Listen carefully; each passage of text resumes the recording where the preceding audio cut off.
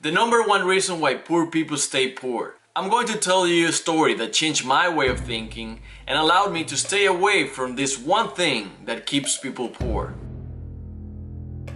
A long time ago, a monk set out on his travels with his apprentice.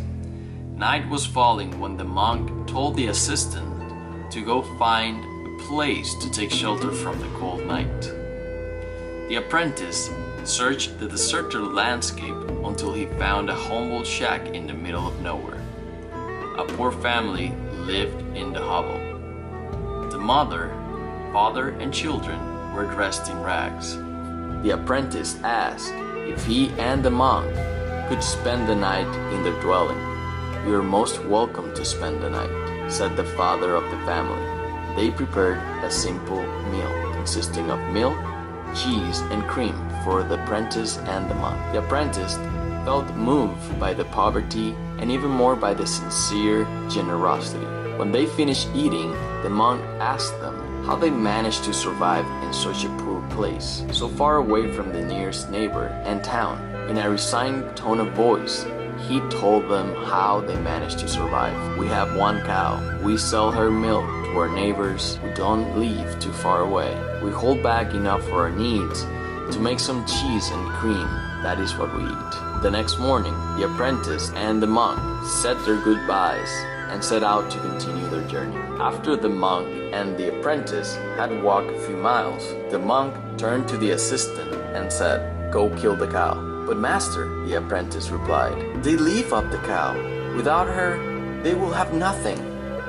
The monk repeated his order and said, "Go back and kill the cow." With a heavy heart, the apprentice returned to the hovel. He worried about the future of the family, because he knew they depended on the cow to survive. His vow of obedience bound him to follow the orders of the wise monk, and he killed the cow. Years later, the young apprentice became a monk. One day he found himself on the same road where he found shelter so many years ago. Driven by the sense of remorse, he decided to visit the family.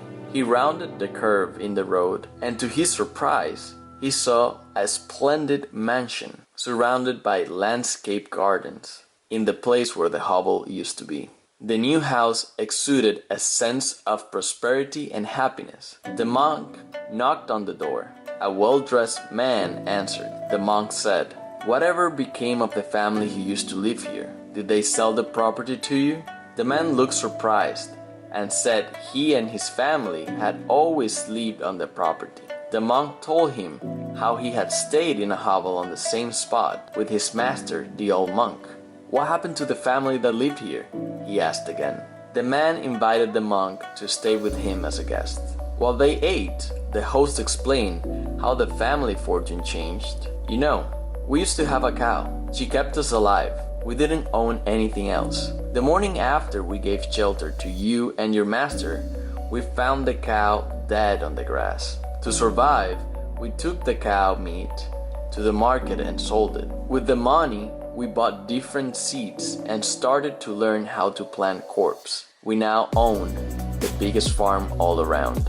Complaining about your current circumstances is just mental chatter. Like Tony Robbins said, change happens when the pain of remaining the same is greater than the pain of change. We find ourselves being numb by how unhappy we are about our present state. If you envision your life as something better, but a motivation that comes from an amazing future is not enough to move you, then you must kill your cow.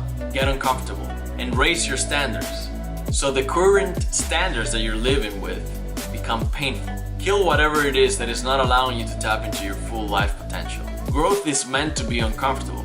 It's the filter system that separates the weak from the strong.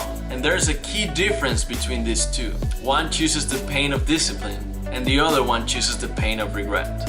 I hope this story did the same to you that it did to me. Have a good day, and I will see you on the next one.